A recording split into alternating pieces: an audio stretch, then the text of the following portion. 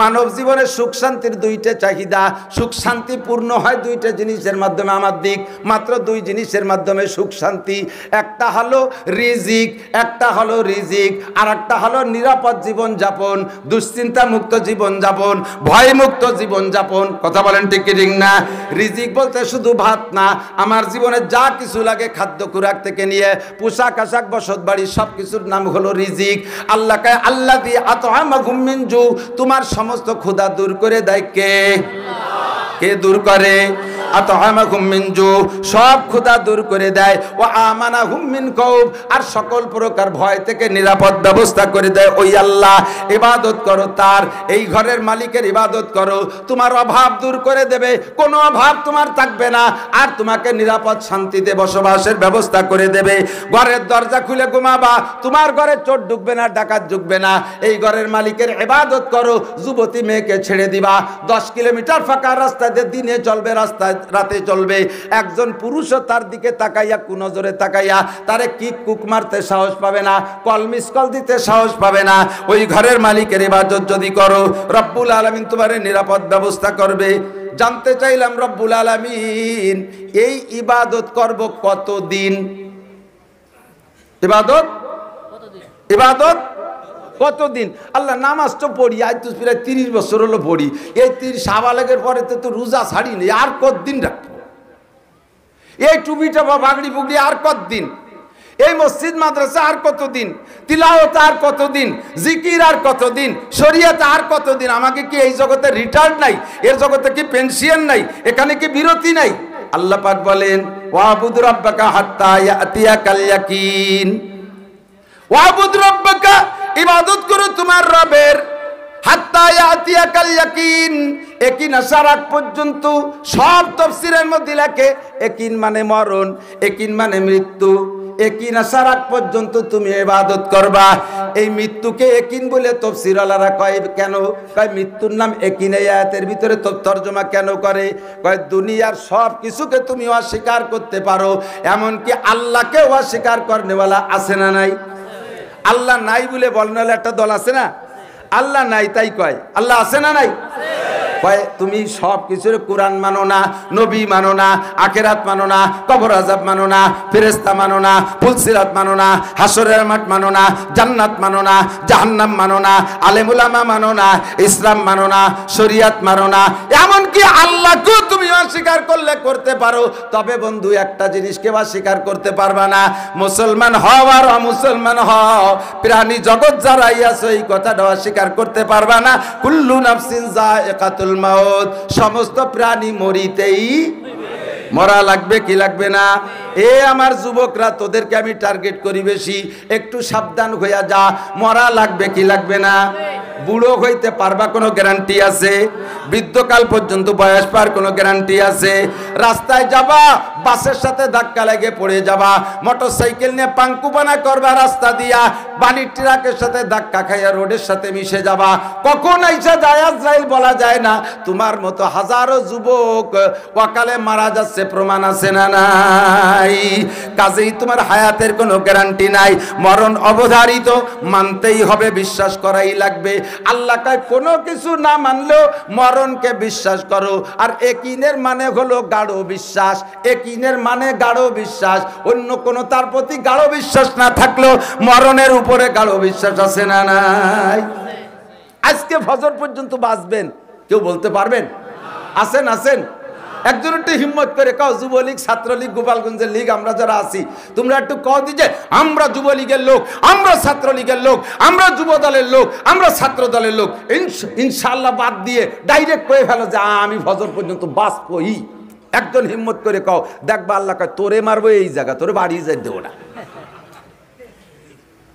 এই জায়গার সাথে কোনো মস্তানি চলে? চলে চলে? নারী বলো পুরুষ বলো, কুল্লু নাফসিন যায়িকাতুল মাউত, সব মানুষ মরণশীল, মরিতে হইবে। যে কোনো সময় ডাক আসিতে পারে। দুনিয়ায় আসার জন্য সিরিয়াল শর্ত, দুনিয়ার থেকে যাওয়ার জন্য সিরিয়াল লাগে না। আসতে হলে আগে দাদা তারপরে আব্বা, তারপরে আমি, এরপরে আমার ছেলে মেয়ে। কথা বলেন ঠিক কি ঠিক না? আসার জন্য সিরিয়াল শর্ত, কিন্তু মরার জন্য কোনো সিরিয়াল লাগে না। দাদা রয়ে গেছে, পুতা মারা যায়, বাপ রয়ে গেছে, ছেলে মারা যায়, মা রয়ে গেছে, মেয়ে মারা যায়, নানি রয়ে গেছে, নাতনি মারা যায়, দাদি রয়ে গেছে, পুতনি মারা যায়। যায় কি যায় না? মরার জন্য কোনো সিরিয়াল নাই, আসার জন্য সিরিয়াল আছে। কাজেই তোমার ইবাদত করবা কতদিন? হাত্তা ইয়াতিয়া কাল ইয়াকিন, মরণ পর্যন্ত ইবাদত। মরার পরে আর লাগবে না, মরার পরে নামাজ নাই, মরার পরে রোজা নাই, মরার পরে কোনো কিছু নাই, মরার পরে কোনো ইবাদত নাই। যা মাতাল ইনসান ইনকাতা আনহু আমালুহু, মানুষ যখন মারা যায় তার সব আমলের দরজা বন্ধ হয়ে যায়, ইবাদতও করতে পারে না, গুনাহও করতে পারে না। কবরের জিন্দেগি আমলের জিন্দেগি না। এ দুনিয়ায় যতদিন থাকবা, আল্লাহ কয় আমার দুনিয়ার নিয়ামত যতদিন ব্যবহার করবি, আমার ইবাদত ততদিন করবি। এই নামাজ কতদিন? মওত পর্যন্ত। বলেন কতদিন? জোরে বলেন কতদিন? রোজা কতদিন? ফরজ কতদিন? ওয়াজিব কতদিন? সুন্নাত কতদিন? গুনাহ করব না কতদিন? হারাম করব না কতদিন? মওত পর্যন্ত। এই ওয়ারেন্টি দেন, এই গ্যারান্টিতে আসেন, আসেন, দরকার আছে, বসেন, নড়াচড়া করেন না। ইবাদত করব মরণ পর্যন্ত, যতদিন আল্লাহর নিয়ামত ব্যবহার করব। আল্লাহকে আমার সূর্য ব্যবহার করবি, আমার ইবাদত করবি, আমার জমিনে থাকবি, ইবাদত করবি। যদি করতে না পারিস ফানফুজু, কেটে পড়, সরে পড়। লা তানফুজুনা ইল্লা বিসুলতান, যাবি সরে যাবি কোন জায়গায়? আল্লাহ এ জায়গা থাকলে ইবাদত করা লাগে, আমি অন্য জায়গায় চলে যাব। কোন জায়গা যাবি? সুন্দরবন। সুন্দরবন কি তোর বাপের? আটলান্টিক মহাসাগরের চরে চলে যাচ্ছি, ও জায়গা তোর বাপের নাকি তোর দাদার নাকি? ও জায়গাও কার? আসমান জমিনের সব জায়গা আমার আল্লাহর, ঠিক কি না? যেখানে যাবি ইবাদত করবি, হাত্তা ইয়াতিয়া কাল ইয়াকিন, ইয়াকিন আসার আগ পর্যন্ত ইবাদত করবা, মরণ পর্যন্ত ইবাদত। জানতে চাইলাম আল্লাহ, ইবাদতের আবার কোনো কোয়ালিটি আছে নাকি? ভালো মন্দ আছে নাকি? আমার মন চাকি যা খুশি তাই করলাম হবে নাকি? আমি যেমন খুশি তেমন ইবাদত করলাম? আল্লাহ কয় না, ওয়ামা উমিরু ইল্লা লিয়াবুদুল্লাহ মুখলিসিনা লাহুদ্দিন। ওরে ইবাদত করবা আল্লাহ পাকের একমাত্র আল্লাহরই জন্য, ইখলাসের সাথে। ওয়ালা ইউশরিক বিইবাদাতি রাব্বিহি আহাদা, ইবাদতের মধ্যে কাহারোর সাথে আল্লাহর সাথে কেউকে শরীক করা যাবে না। ইবাদত কার জন্য? নামাজ কার জন্য? তাবলীগি যায় কার জন্য? হজে যায় কার জন্য? আল্লাহরই জন্য। সিজদা দেব কাকে? তিলাওয়াত করি কার জন্য? জিকির ফিকির কার জন্য? একমাত্র আল্লাহরই জন্য। লা ইউশরিক বিইবাদাতি রাব্বিহি আহাদা, ইবাদতের মধ্যে আল্লাহর সাথে কেউরে শরীক করবা না। শিরিক করলে ইবাদত বাতিল হয়ে যায়। ওয়া ইউশরিক বিল্লাহ ফাকাদ হাবিতাত আমালুহু, ইবাদতের মধ্যে যদি আল্লাহ পাককে শরীক করেন তাহলে আমল বাতিল হয়ে যায়, আমল বাতিল হয়ে যায়। এখন বুঝি না, কথাগুলো শুনতেছি গতানুগতিক ভাবে। আসেন, ইবাদতের মধ্যে শিরিক কারে কয়? ইবাদতের মধ্যে শিরিক, ইবাদত করবো আল্লাহর জন্য, ইবাদতের মধ্যে শিরিক হয় কিভাবে? যে ইবাদতের থেকে, যেই ইবাদত করে মানুষের কাছ থেকে প্রশংসা পাওয়ার লোভ হয়, মানুষে ভালো বলবে, মানুষে প্রশংসা করবে, এইরকম যদি ইবাদতের মধ্যে উদ্দেশ্য হয়, তাহলে সেই ইবাদতটা শিরিক হয়ে গেল, আল্লাহর জন্য হয় নাই। জিজ্ঞেস করছি, আপনি তো দাড়ি রাখতেন না, এখন যে দাড়ি রাখছেন সুন্দর? কয় যে বুড়ো হয়ে গেছি, এখন দাড়ি না রাখলে মানসি কি কয়? আছে না নাই? এই দাড়ি ইবাদত, দাড়ি রাখা ওয়াজিব, ওয়াজিবের পর আপনি নেকি পাবেন না, আপনি আল্লাহর জন্য রাখেন নাই দাড়ি। আপনি এই দাড়ি রাখছেন মানুষে কি বলে তাই ঠেকানোর জন্য। আপনি তো নামাজ পড়তেন না, এখন যে মসজিদে আসেন নামাজ পড়েন, কয় যে বুড়ো কালে নামাজ না পড়লে মানসি কি কয়? এই ইবাদত আল্লাহর জন্য না, এটা শিরিক ফিল ইবাদত। আপনি তো মসজিদে যাইতেন না, না গেলে মানসি কি কয়? বলে দিচ্ছি, সুন্দর করে বুঝাই দিছি। মানুষ মারা যাওয়ার পরে, মানুষ মারা যাওয়ার পরে 4 দিনের দিন মিলাদ নাই, 10 দিনের দিন মিলাদ নাই, গরু খাওয়া খাই নাই, সুন্দর করে আমরা কওমি উলামায়ে কেরামরা বুঝাই দিছি। বুঝানোর পরও জানাজার মাঠে দাঁড়াইয়া এলান দিয়ে দেয়, জানাজার মাঠে আজকে কি বার? মাইয়েত মারা গেছে বৃহস্পতিবারে, বৃহস্পতি, শুক্র, শনি, রবি, আগামী রবিবার দুপুরবেলা আপনাদের সকলের দাওয়াত। বললাম যে এটা তো বেদাত, আপনারা বুঝাই দিলাম না। কয় যে একটু কিছু না করলে মানসি কি কয়? 10টা গরু জবাই দিয়ে খাওয়াই দিচ্ছেন, 10টা গরু জবাই দিয়ে খাওয়াই দিচ্ছেন। এই 10 গরু জবাইয়ের ভিতরে আপনি 1 পয়সারও নেকি পাবেন না, কারণ এটা আল্লাহর হস্তে করেন নাই, এটা করেছেন মানুষের জন্য। ওয়ালা ইউশরিক বিইবাদাতি রাব্বিহি আহাদা। কোন ইবাদত আল্লাহর জন্য ছাড়া কোন মাখলুকের জন্য করব। এবার জানতে চাইলাম আল্লাহর ইবাদত কি, তাড়াতাড়ি বলো। আল্লাহ পাক বলেন ইবাদত লম্বা চওড়া না, ইবাদত মাত্র দুইটা কথা। আমার দিক লক্ষ্য, ইবাদত মাত্র কয়টা? একটু মস্ক করেন, কয়টা? একটু জোর হলো না, আরো জোরে। ইবাদত দুইটা কথা। একটা হলো আল্লাহ কোরআনেই বলেন, আমি কোরআনের আয়াতের সাথে মিলাই। আল্লাহ পাক বলেন দুইটা কথা হলো মা তাকুমুর রাসূলু ফাকুযুহু ওয়া মা নাহাকুম আনহু ফান্তাহু। ইবাদত মাত্র দুই ভাগে বিভক্ত। আমার নবী যাহা করতে বলে ওইটাকে ওইভাবে করবা, যেটা যেভাবে করতে বলে সেইটারে সেইভাবে করবা, আর যেটা যেভাবে ছাড়তে বলে সেইটাকে ছেড়ে দিবা। ধরারগুলো ধরবা, ছাড়ারগুলো ছাড়বা। এই দুইটা কথার মাধ্যমে তোমার জীবনে 24 ঘন্টা ইবাদত হইয়া যাইবে। ও আমার প্রাণ প্রিয় যুবকরা, স্কুলে পড়ো দোষ নাই, কলেজে পড়ো দোষ নাই, আমলিগ করো দোষ নাই, বিএনপি করো দোষ নাই। তোমার জায়গায় তুমি যা করো করো। তুমি রাজনীতি করো দোষ নাই, তুমি অর্থনীতি করো দোষ নাই, খেত কামার করো দোষ নাই, ব্যবসা বাণিজ্য করো দোষ নাই, চাকরি বাকরি করো দোষ নাই, গাড়ির ড্রাইভারি করো দোষ নাই। যাহা কিছু করবা সব কিছুকে ইবাদত বানাইয়া অল্পক্ষণ জিন্দেগি কাটাইয়া আখিরাতের দিকে রওনা দিতে হবে। আমার এই 24টা ঘন্টাকে ইবাদত বানানোর পদ্ধতি আল্লাহ পাক শিখিয়ে দিয়েছেন। যেটা যেভাবে করা দরকার ওইটারে যদি ওইভাবে করো তাহলে দুনিয়ার কাজে ইবাদত হবে। ইংরেজি পড়েন, IA BA MA BCS pass করেন, এই ইংরেজি পড়ার ভিতরে আপনি একটু নিয়তকে ঠিক করেন। আল্লাহ নবী বলেন কাম্মিন আমালি ইউতাসাওয়ারু বিসুরাতিন আমালি দুনিয়া সুম্মা ইয়াসিরু মিন আমালিল আখিরা বিহুসনিন নিয়াত। এই আমার স্কুল কলেজের ভাইরা, তোরা ভয় পাস না, মাদ্রাসায় তোদের আশা লাগবে না, কলেজ বিশ্ববিদ্যালয় পড়, বড় বড় পণ্ডিত হ। আমার বড় আফসোস লাগে, বড় দুঃখ লাগে, সরকার কোটি কোটি টাকা খরচ করতেছে প্রযুক্তি বিশ্ববিদ্যালয়, সায়েন্সের জন্য সরকার সায়েন্স কলেজ বিশ্ববিদ্যালয়ের জন্য কোটি কোটি টাকা খরচ করতেছে কিনা কথা বলেন। বাংলাদেশ সরকারের রাজস্ব ইনকামের থেকে 75% 75% টাকা, অর্থাৎ প্রত্যেক টাকায় 75 পয়সা, 100 টাকায় 75 টাকা এ খরচ করতেছে দুইটা খাতে। একটা হলো সামরিক খাত আর একটা হলো জেনারেল শিক্ষা খাত। এই শিক্ষা খাত আর সামরিক খাতে শতকরা 75 টাকা, আর যে 25 টাকা, এই 25 টাকা বাকি সব জায়গা বন্টন হচ্ছে। 75 টাকা সরকারের, শতকরা 75 টাকা ইনকাম খরচ সরকার করতেছে জেনারেল সাবজেক্টে। এখনো পর্যন্ত বাংলাদেশের থেকে বিজ্ঞানী হতে পারো না, লেখাপড়া শিখে ভালো কিছু অর্জন করে দিতে পারো না, একটা মেশিন বানাইতে পারো না, একটা অস্ত্র বানাইতে পারো না, কিচ্ছু তোমরা আবিষ্কার করতে পারো না। এত লেখাপড়া শিখে ওই জাপানেতে মেশিন আনো, চায়নাতে আনো, ইন্ডিয়াতে আনো, বিদেশেতে আইনে, তাই একটু সারা শিখছো, একদিন লেখাপড়া শিখে করলেও ডাকি। কারণ বানা তুই, মাইক তুই বানা, বাঙালি বিজ্ঞানী, অস্ত্র বানা। আজ দেখ অস্ত্র লাগে না, না লাগে, অস্ত্র লাগে কি লাগে না, সব পশ্চিমারা বানায়, রাশিয়ানরা বানায়, চায়নারা বানায়। তোরা এত পয়সা খরচ করে লেখাপড়ে কি করিস? আমার মৌলবীরা আল্লাহর রহমতে বাংলাদেশের সরকারের 4 পয়সাও খায় না। আপনারা জনসাধারণ যা দেন তাই দিয়ে আমরা মাদ্রাসা চালাই। আল্লাহর রহমতে সারা পৃথিবীতে মাদ্রাসা শিক্ষা সারা পৃথিবীর ভিতরে আমার বাংলাদেশ 1 নাম্বার। কোন আলহামদুলিল্লাহ। হাফেজ সারা পৃথিবীর ভিতরে 1 নাম্বার, আলেম সারা পৃথিবীর ভিতরে 1 নাম্বার। বাংলাদেশের কোনো বিষয় নিয়ে, শরিয়াতের ইসলামের বিষয় নিয়ে অন্য দেশে যাওয়া লাগে না, সৌদি আরব যাওয়া লাগে না, দেওবন্দে যাওয়া লাগে না, পাকিস্তান যাওয়া লাগে না, আমেরিকা যাওয়া লাগে না। একেবারে জন্ম থেকে মরণ পর্যন্ত যাহা কিছু শরিয়াত দরকার আল্লাহর রহমতে আমার বাংলাদেশে সব কিছু সাপ্লাই দিতে পারে মাদ্রাসাওয়ালারা। এ জায়গা আমরা 1 নাম্বার আছি। কিন্তু তোমরা জেনারেল পড়ো, কোটি কোটি টাকা কামাই খরচ করতেছে সরকার তোমাদের পিছনে। তোমরা কিছু আবিষ্কার করো, আমি তোমাদেরকে উৎসাহিত করি, তোমরা আবিষ্কার করো, তোমাদের উৎসাহিত করি। তবে তোমার এই জেনারেল পড়াটা ইবাদতে পরিণত হবে, চিন্তা করো না। তুমি মাদ্রাসায় আসো না, আমি তোমার আসতে বলতেছি না, তবে তোমার এই জেনারেল পড়াটাকে ইবাদত বানাইতে পারো। সিস্টেম হলো তুমি লেখাপড়ার ভিতরে আগে তোমার নিয়তটাকে সঠিক করো। আমি যদি বড় ইঞ্জিনিয়ার হতে পারি, তাহলে সরকারি ইঞ্জিনিয়ার হলে কোন কন্ট্রাক্টরকে আমি এই দেশের রাস্তাঘাট, ব্রিজ, কালভার্ট যা সরকার বানায় এ জায়গা কন্ট্রাক্টরদেরকে ফাঁকি দিতে দেব।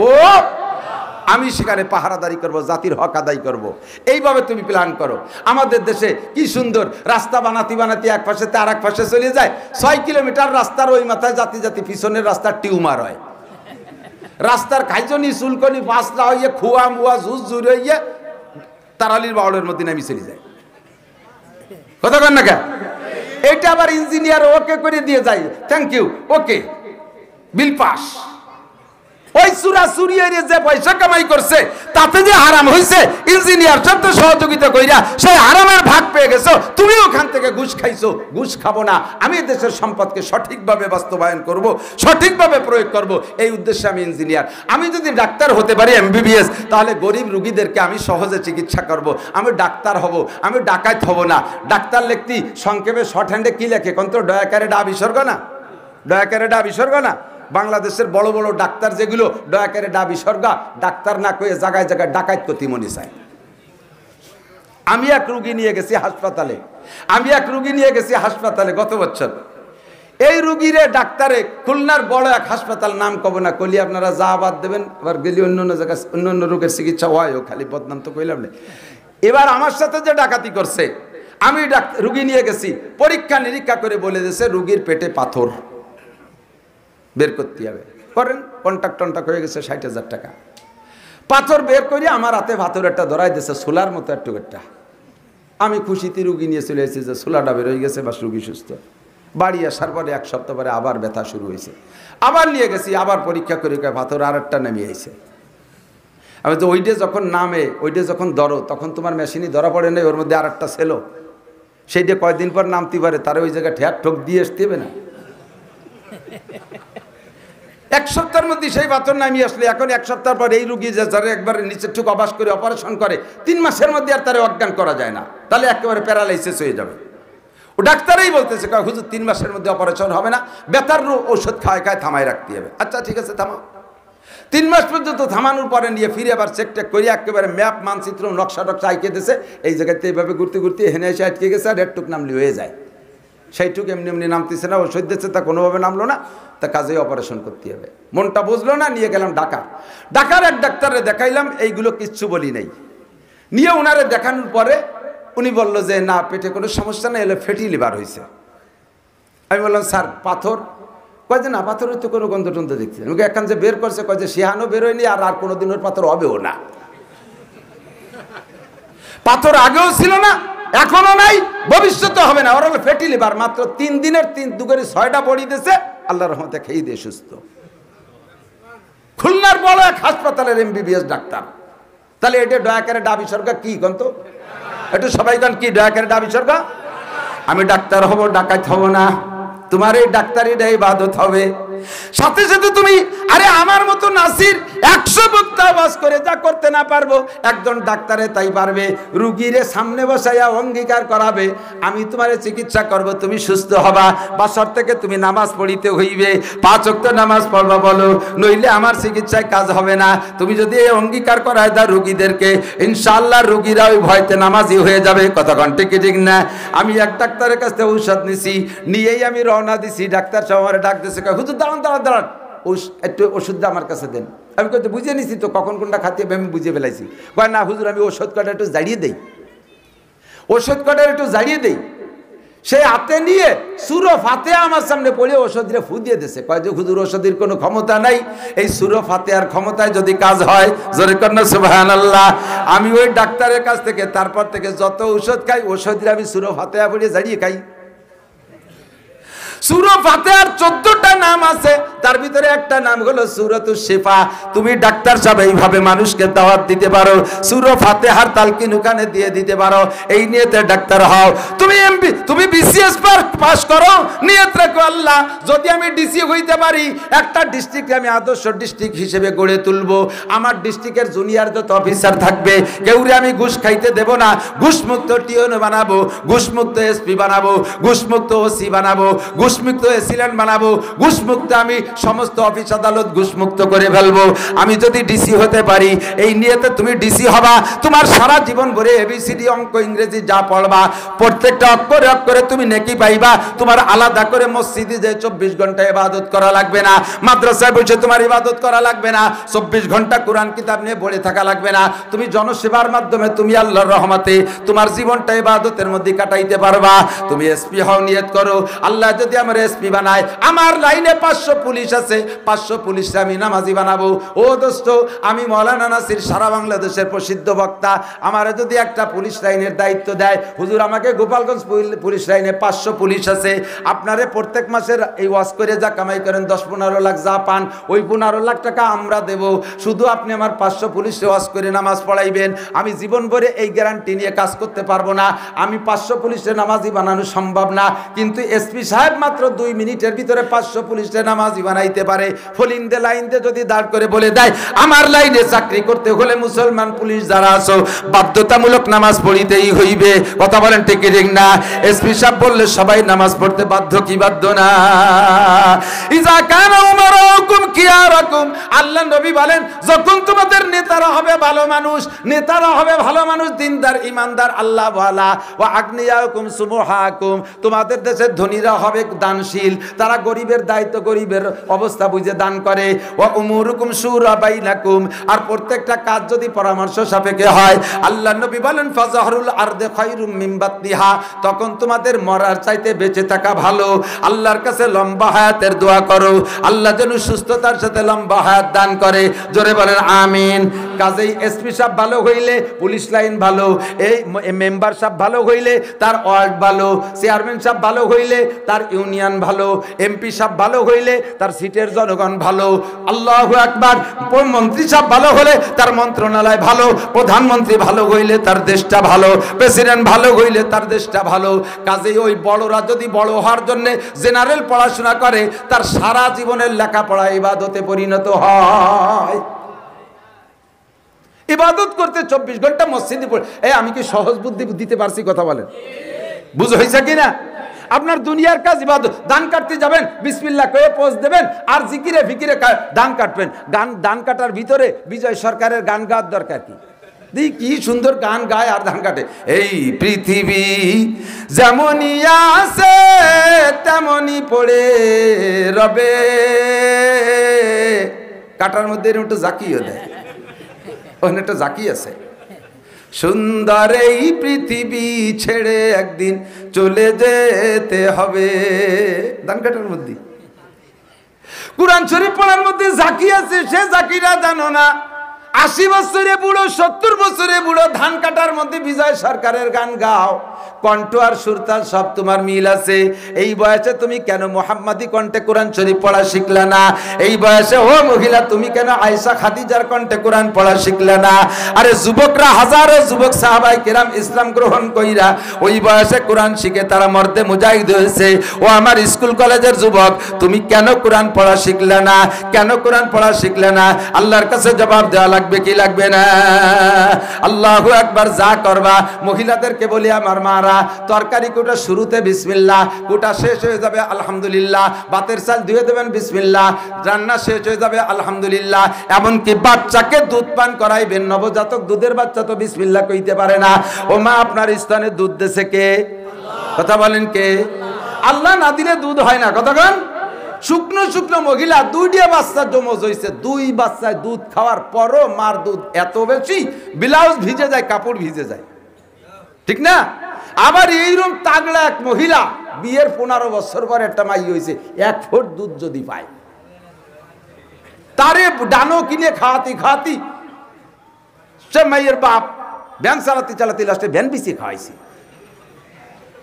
মহিলা মোটা কম না, মোটা খেজুর গাছের মতো। মাঝে মাঝে দেখবেন চিকুন একটা খেজুর গাছ বড়ির ফলে কাইতে রয়েছে, তার এক পাশে আবার কড়াই খাই ইয়াদ কোন বেলায় বেলাইছে। গাছি এত বড় কলস একটা নিয়ে উঠতেছে, সবাই কয় গাছের যে চেয়ার আর কলসের যে চেয়ার, তুই মাথায় যাস গোড়া উগলে ভেঙ্গি ফুটি যাবে। কয় সকালবেলা আসিস, কট্টক রসায় দেখাবো। সকালে গেছে, সেই বড় কলস ভরিয়ে গাছের গা ভিজে গেছে, ভাসি গেছে। গাছ এরকম চিকুন, আর এক গাছ এত মোটা খেজুর গাছ একটা বোতল নিয়ে উঠতেছে। রস তো সব জায়গায় কমে গেছে, ঠিক না? আগে তো দেখতাম এক গাছে 2 খেন রস হইতো, 2 নালি দিয়ে আমি খেজুর গাছের কলস পাত্তি দেখছি। মুরব্বীরা কথা কর না, ঠিক না?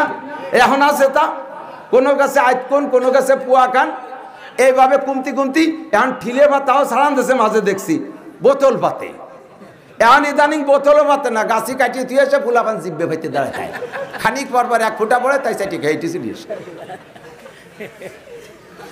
গাছ এরকম মোটা, বোতল নিয়ে উঠছে কাকি, এত মোটা গাছে অটুক বোতল করে তাই হলি হয়। সকালে যেতে 2-3 ফুট হয়েছিল, তা মাসিতি খেয়ে ফেলেছে। এই মোটা খেজুর গাছে রস দেয় না, যে দেয় না সে কে? চিকুন গাছটায় রস দেয় তিনি কে? চিকুন শুকনো মহিলার স্তন ভরা দুধ কে দেয়? মোটা মহিলার দুধ দেয় না, কে দেয় না? আল্লাহ দেয় না, ঠিক না? কাজেই আপনার স্তন ভরা দুধ, একটা মহিলার এই দুধ যার হয় না, তার বাচ্চাটারে পাইলে বুঝে বড় করতে দুধ ছাড়াইয়া ভাত ধরাইতে যে তার 3-3.5 লক্ষ টাকার দুধ কিনা লাগে। আর আপনার স্ত্রীর স্তন দিয়ে আল্লাহর রহমত, কত দুধ আলহামদুলিল্লাহ। 6-8টা বাচ্চা খাইয়ে দিয়ে মুনি শুয়ে গেল, বিটা হয়ে গেল, তাগড়া। কাজেই এটা আল্লাহর রহমত মনে করিয়া বাচ্চারে যখন দুধে স্তনে মুখ লাগাইবেন, তখন এই স্তনের সাথে মুখ লাগাই দেবেন আপনি তার, আর আপনি মা মুখে বিসমিল্লাহ বলবেন, বিসমিল্লাহ বলে বাচ্চারে মুখ ধরাই দেবেন। খাওয়া যখন শেষ হয়ে যাবে, মুখ সরাই নেওয়ার পরে আপনি আলহামদুলিল্লাহ বলবেন। যত ফুটা দুধ তারে পান করাইছেন, ফুটায় আপনার আমলনামায় নেকি লেখা হয়ে যাবে। সুবহানাল্লাহ। বাচ্চারে দুধ খাইবেন, এটা ইবাদত হবে। স্বামীরে খেদমত করবেন, ইবাদত হবে।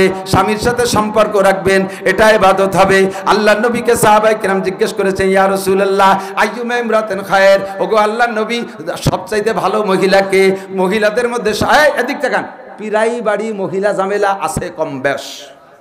সুবহানাল্লাহ। এই আপদ বিপদ আছে না নাই? আমি এখানে আসার আগে 10-15 জনে আমার ওয়াজ শিখাই দিয়েছে, এই জন্য ওয়াজ চেল্লা বেল্লা হয়ে যাচ্ছে, কি খবর টের পাচ্ছি না।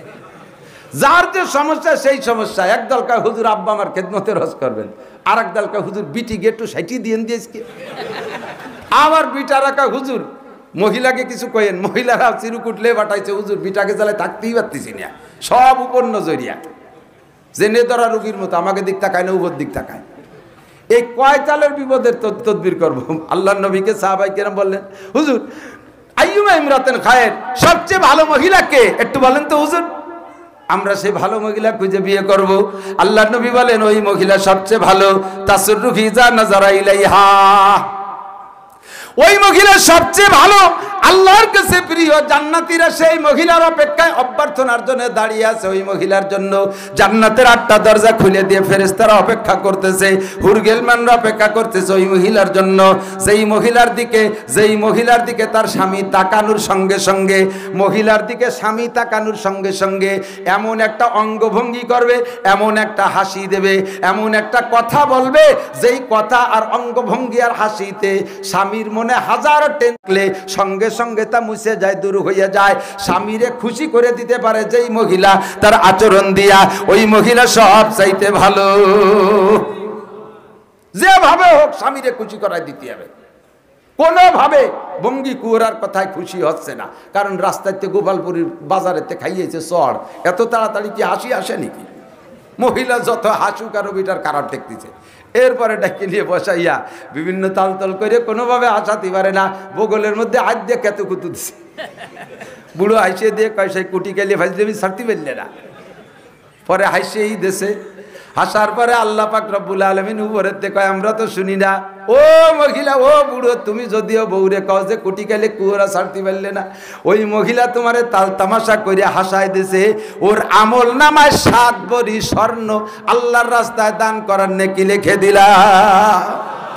স্বামীরে বগলে সুসুরি দিয়ে হাসায় দেওয়াটা ইবাদত। কতক্ষণ যা করবেন তাই ইবাদত হবে, শর্ত হলো মা তাকুর রাসূলু ফাকুজুহু ওমা নাহাকুম আনহু ফান্তাহু। আমার নবী যেভাবে বলেন সেইভাবে করো, নবী যেভাবে নিষেধ করে সেইভাবে ছাড়ো। স্ত্রীকে স্বামীকে খুশি রাখা। এবার শুধু আপনারা পুরুষরা বোর কাছ থেকে খুশি থাকবেন, বউকে কি কোনো হক আপনাদের কাছে নাই? আছে না? সারাদিন কষ্ট করছেন, রাতের বেলা বিছানে যে কইছেন যে নাসির হুজুরের কাছে শুনে আসছি, আমার মাথায় যদি তুমি তেল মালিশ করে চুল টিপে চুল বানায় দাও, মাথা বানায় দাও, তাহলে তোমার প্রত্যেক চিপিতি 7 ভরি স্বর্ণ দান করার সব হবে। দাও আমার মাথায় তেল দাও। মহিলা কি কবে? কবে কি তুমি দিন ভরে ধান কাটছ, আমি কি ঘোড়ার গাছকে কাটি বেড়াইছি, আমি কি বসে বসে তামুক খাইছি? গ্রাম্য বাংলায় আরো তো বহু কিছু কোয়ার আছে, তাই কয়। আমি তুমি আই দাও না 5টা 6টা ছেলে মেয়ে, একটা ফিটি, একটা পেটে, একটা কোলে, একটা কাহে, এরপরে তোমার আব্বা মা প্যারালাইসিস হয়ে পড়ে রয়েছে, আইগিমুতে নষ্ট হচ্ছে, তা সাফ করছি, 10 মণ ধান সেদ্ধ হচ্ছে, উড়াইছি বলইছি, আমি কি বলছি হয়েছে তামুক খাইছি, 3 দল কিচেনের ভাত রাঁধছি, আর এখন রাত্রি তোমার মাথায় তেল দিতে হবে, তুমি আমার মাথায় দাও, তাহলে তোমার মাথায় দেবো। এই মাথা আগে দুটি মাথায় দিয়ে গুতো গুতিয়ে তিরায় শেষ, ঘুম হবে না একটার কতক্ষণ। সিস্টেম সেখানে ওই জায়গায় আপনিও তেল পাবেন, তেল আপনিই পাবেন, বউ আপনার কাছ থেকে তেল নেবে না।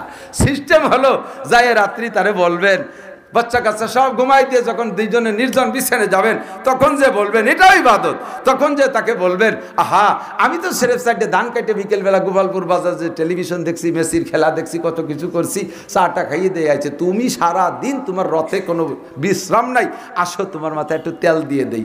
এই কইয়া আপনি একটু যখনই বোতল হাতে নেবেন, লাভ দিয়ে উঠে কয়, আপনি কি আমার জাহান্নামে পাঠাবেন? আমি হুজুরির কাছে শুনছি খেদমত স্বামীরা স্ত্রীর কাছে পাবে, আপনি শোন আমি তেল দিচ্ছি, অনায়াসে নর্মালে তেল পাবা।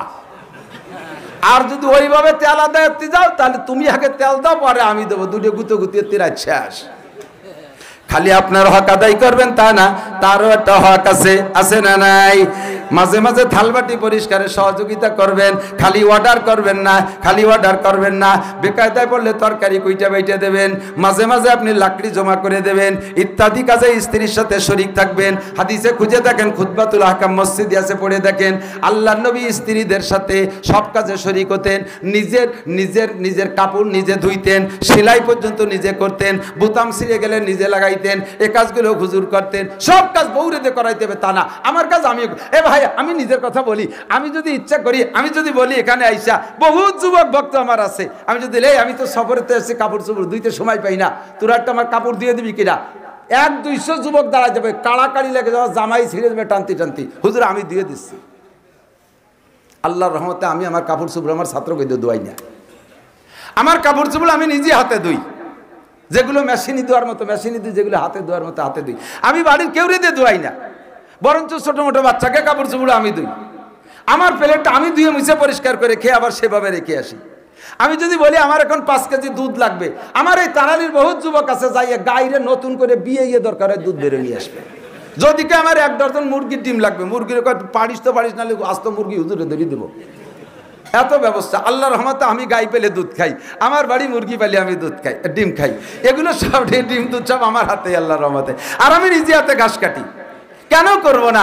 এগুলোর ভিতরে যদি ইবাদত থাকে, কথা বলেন না কেন? আমার বৈধ কাজকে আমি লজ্জা কেন করব? আমার সব কিছু আমি করব, যা কিছু করব তা যদি আল্লাহর হুকুম আর নবীর তরিকায় হয়, আমার ইবাদত হয়ে যায়। যুবক তুমি পোশাক পরো, পোশাক কার হুকুম? বলেন পোশাক কার হুকুম? 70 টাকা কার হুকুম? পুরুষের জন্য সেম, মাত্র নাভির উপরে থেকে হাঁটুর নিচ পর্যন্ত। এই যে আমার গামছা আছে সাথে, এই গামছা খান পরলে নাভির উপরে থেকে হাঁটুর নিচ পর্যন্ত ঘিরে যায়, এটা বেশ মোটামুটি গামছা। আমি জামা কাপড় সব খুলে যদি শুধু গামছা খান পরে স্টেজে বসি, তাও আমার ফরজ আদায় হয়ে যাবে, কিন্তু কেউ আর শুনবে? আল্লাহ পাগল হলো কবে আবার বলবে কি বলবে না? তবে আমার ফরজ আদায় হয়ে গেছে, ঠিক না? বাকিটুকু আমার সুন্নাত, বাকিটুকু আমার সুন্নাত। দুঃখ লাগে, পরিতাপ লাগে, আফসোস লাগে। কালকে চট্টগ্রামে ফ্লাইটে যখন আসছি, বিমানের ভিতরে আমার পাশে বসছে 2 কুদমা, হাফ প্যান্ট পরিয়ে, আমার সে 1 বিঘে তুসু হবে, এই মোটা মোটা রান, আমি 60 থেকে রান ধরতে পারবো না, এই হাফ প্যান্ট পরে আমার ভাষায় বসে রয়েছে। আমার সিটির ডান পাশে 2 সিটি তারা বসা, একভাবে কি বসে, মাঝে মাঝে চোখ পড়ে না? এই রান বের করো যেমন কবিরা গুনাহ, আর একজনের রান দেখাও কবিরা গুনাহ। শরীরের অঙ্গ প্রত্যঙ্গের এক একটার ভিতরে আল্লাহ তাআলা এক এক রকম অনুভূতি দিয়েছে, এক একটার ভিতরে আল্লাহ তাআলা এক এক রকম আকর্ষণ দিয়েছে। হাত দেখলেই খারাপ, মন খারাপ হয় না, হাঁটুর নিচে দেখলে মন খারাপ হয় না, পুরুষের গা দেখলে মন খারাপ হয় না, কিন্তু নাভির উপরের থেকে নিয়ে হাঁটুর নিচ পর্যন্ত এই মাঝখানের অঙ্গটুক, নারীত্বক পুরুষ, নারীত্বা নারী দেখলেও তাদের ভিতরে যৌন সুরসুরি আসে, পুরুষের এই অঙ্গগুলো দেখলে পুরুষের ভিতরে যৌন সুরসুরি আসে, আর নারীরটা পুরুষ আর পুরুষেরটা নারী দেখলে তো আসবেই আসবে। এই জন্য 70 টাকা ফরজ। এই ফরজ আদায় করার জন্য আল্লাহর হুকুম আর নবীর তরিকা আছে না নাই? তুমি প্যান্ট পরছো, টাকনুর নিচে 1 বিঘে, স্যান্ডেলের নাহের দাঁড়িয়ে প্যান্টের মাথা বার হয়ে গেছে, বাপের কিনা প্যান্ট তো পাড়াইয়ে ছিঁড়ি বেলায় 3 মাসের একটা, এই সালার মতো মোটা জিন্সের প্যান্ট, তাই পাড়ায় গোল মুড়ো ছিঁড়ি গেছে, ওদিকে নিচে নেমে চলে গেছে 1 বিঘে, এদিকে পিছন দিয়ে বার হয়ে গেছে, নাভির নিচে বার হয়ে গেছে, বেরোতে বেরোতে যদ্দূর বেরোনোর দরকার বার হয়ে গেছে। এই বাটি ভাড়ার মোড়ে আমি গাড়ি নিয়ে দাঁড়াই রয়েছি, দেই যে গ্যারেজে একজন বসা, আমি গ্যারেজে গাড়ি সামনে বসা, তারপর ও জায়গা পায়খানা করে কে, পায়খানা করে ওরম জায়গা বসে। তো আর একদিক চোখ কাজ করে আগে একটু ভালো রে তাহকিক করলাম যে জায়গায় জায়গায় তো কয়া লাগতে পারে, ভালো রে তাহকিক করে যায়। আগে যে পায়খানা করতেছে না, ও গাড়ি সারতিছে, প্যান্ট সরতি সরতি এত দূর সরিয়ে চলে গেছে, আগে দিলি প্যান্টে মাহাবে না। দেখছেন না এরকম, দেখছেন না? আমি মিথ্যে কথা কই, আছে না নাই কথা কন? এই প্যান্ট পরে ইবাদত, পোশাক পরে ইবাদত, তা যদি নবীর তরিকায় হয়, আর যদি নবীর তরিকার বাইরে হয়, তাহলে লাখ টাকার পোশাক পরবা, তবুও তাতে তোমার ইবাদত হবে না, বরঞ্চ কবিরা গুনাহ হবে। কতক্ষণ? আমার বাড়ির রাজমিস্ত্রি কাজ করতেছে, ওইরকম বসে বসে কাজ করে যে ফাঁসার এই জায়গাতে খালি বার হয়ে, ওরে 3-4 দিন কইছি যে ফিরে যদি তুই এই ফাঁসা বারে কাজ করতে আছিস, তোর ফাঁসা বাইরে ঠুকে আমি বাড়িব। আইজও আবার আইসে, সে কর্নি বইরে মাল নিয়ে গেছে যে ওইটু প্লাস্টার করে দিন। শয়তান, তোর প্যান্টে ফাঁসা কিনতে পারি না, আমি একবারে প্লাস্টার করে দেওয়ার কোনোদিন বোড়া লাগবে না। এই পোশাক পরা জায়েজ না না জায়েজ? হাইসে উড়ে দেন না, বলেন জায়েজ না না জায়েজ? একটু বলেন জায়েজ না না জায়েজ? হালাল না হারাম? বলতে হবে হারাম, বলতে হবে হারাম। নাবি কেনছে, লুঙ্গি কেনছে 2200 টাকা দিয়া। 2200 টাকার লুঙ্গি তো আর খাটো হতে পারে না।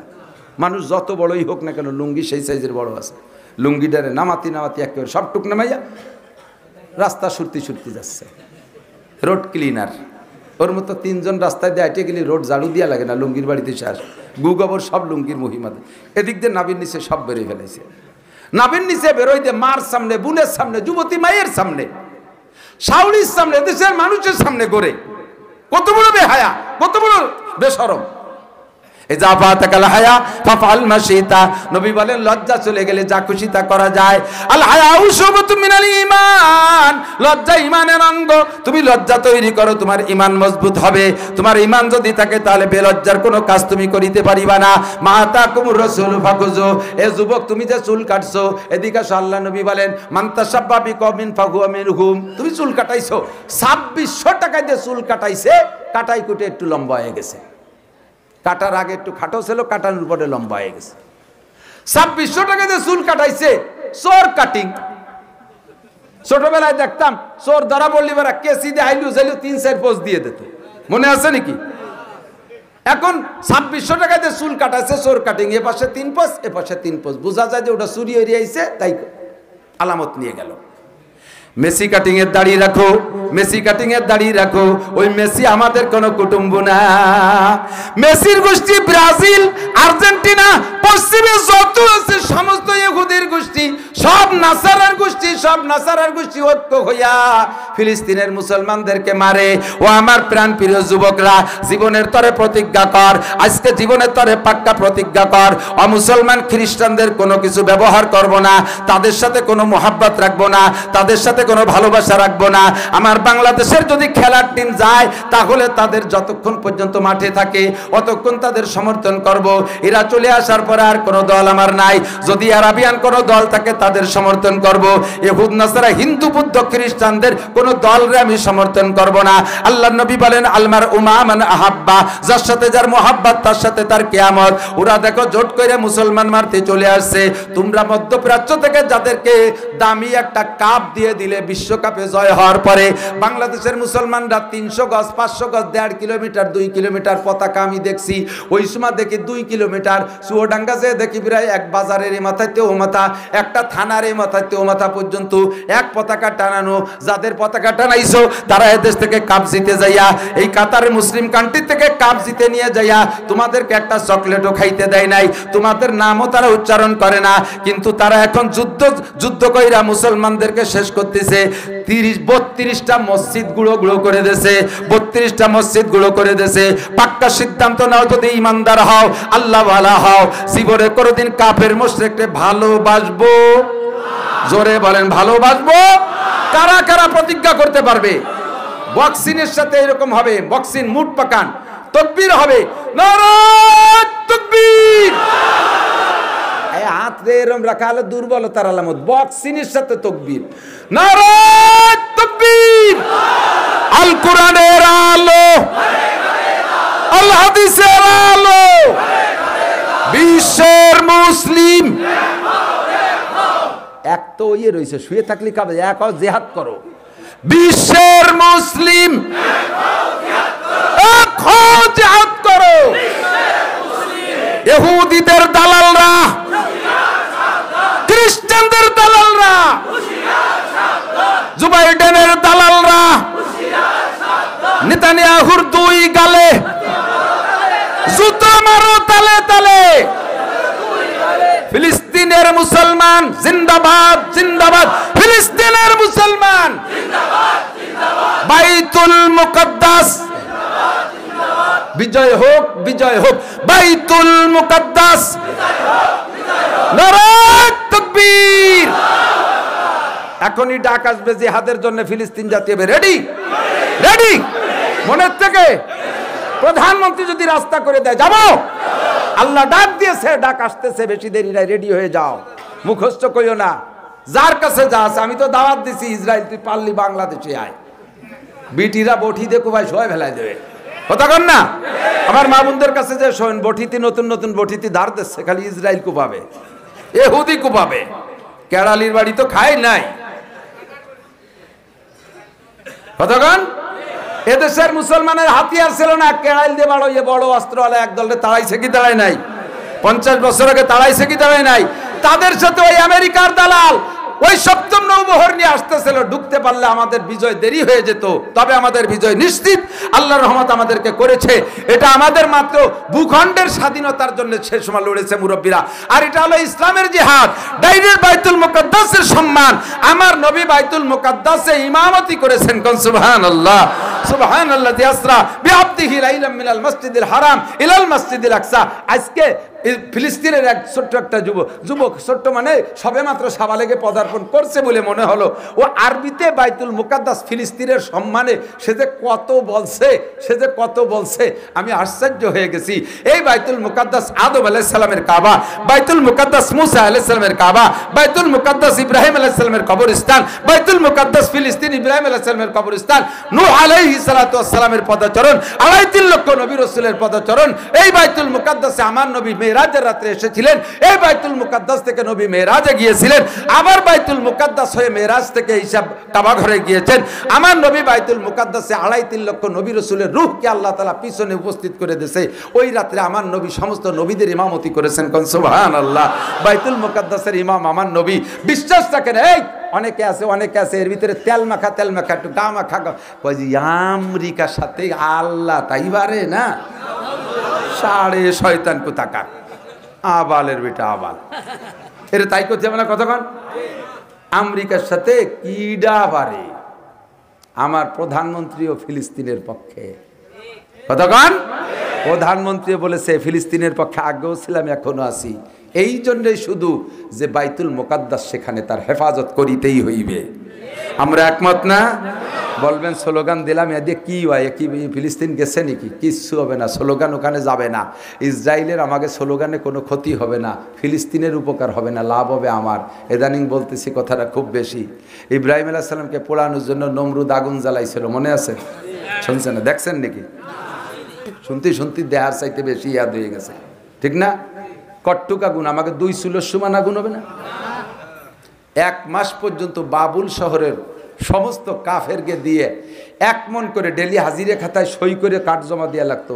ডেলি 1 মণ করে, ওই শাল কাঠ নয় লোহা কাঠ, নর্মাল কোনো মানদার মেহগুনি আম কাঠ দিলে হবে না। কাঠ যত শক্ত হয় আগুন তত পাওয়ারওয়ালা হয়, এই জন্যই শাল কাঠ আর লোহা কাঠ।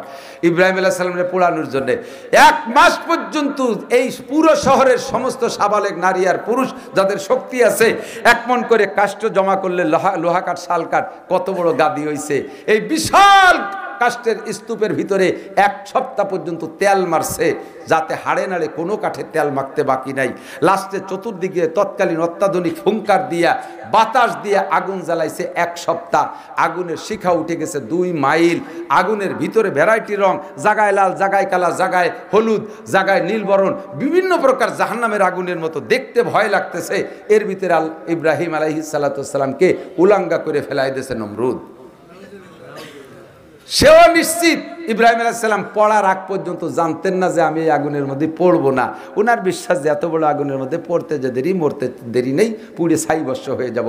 তবে আমার এই মরণটা হবে শহীদি মরণ, আমি এটা আমার জিহাদ, ইমানি জিহাদ, আমি মরে যাব তবু ইমান ছাড়বো না। কথা বল না কেন?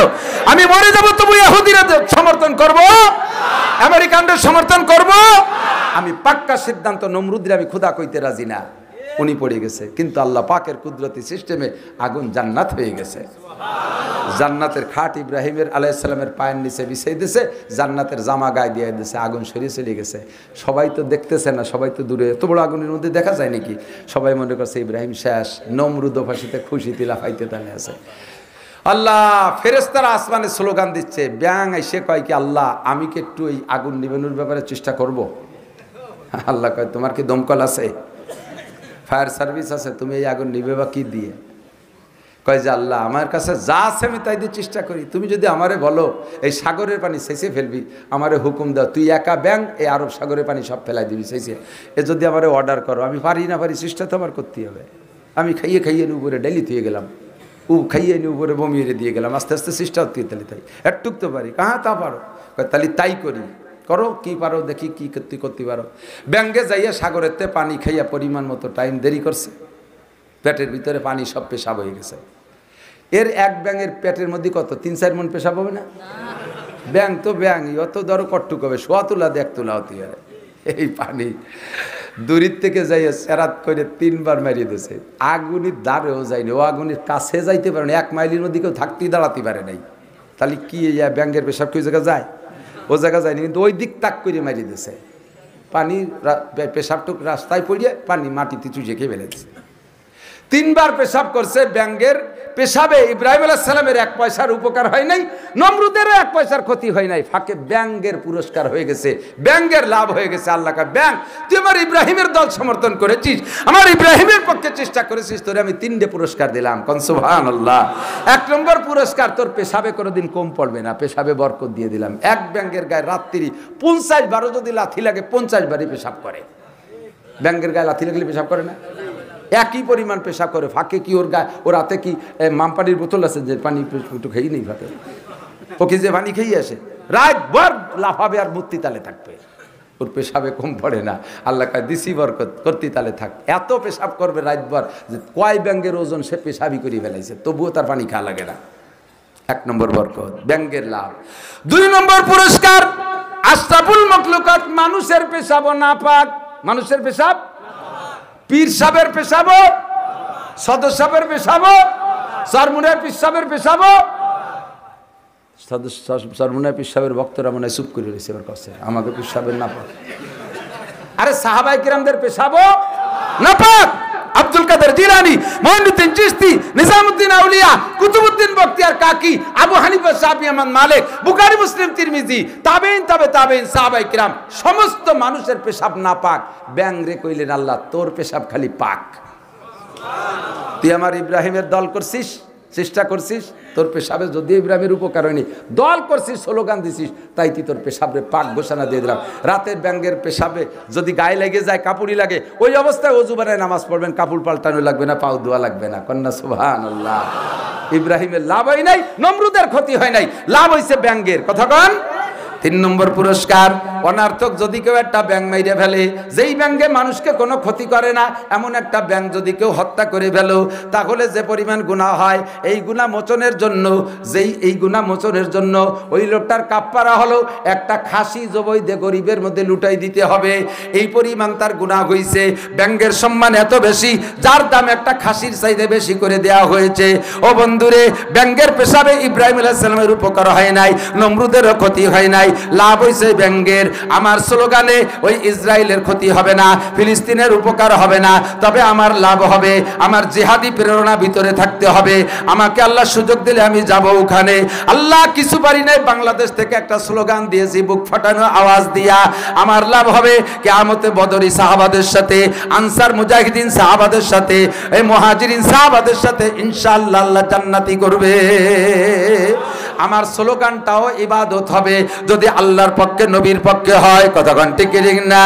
আমি যা বলতে চাইছি সেটা হলো আল্লাহর নবীকে জিজ্ঞেস করছেন আইয়ুমা ইমরাতিন খায়ের, কোন নারী সবচেয়ে ভালো, মনে আছে নাকি? হুজুর বললেন তাসুরু ইজা নাযারা ইলাইহা, যেই নারীর দিকে তার স্বামী তাকাইলে স্বামীরে খুশি করে দেওয়ার মতো আচরণ করে। এক নাম্বার ওয়া তুতিউহু ইযা আমারা,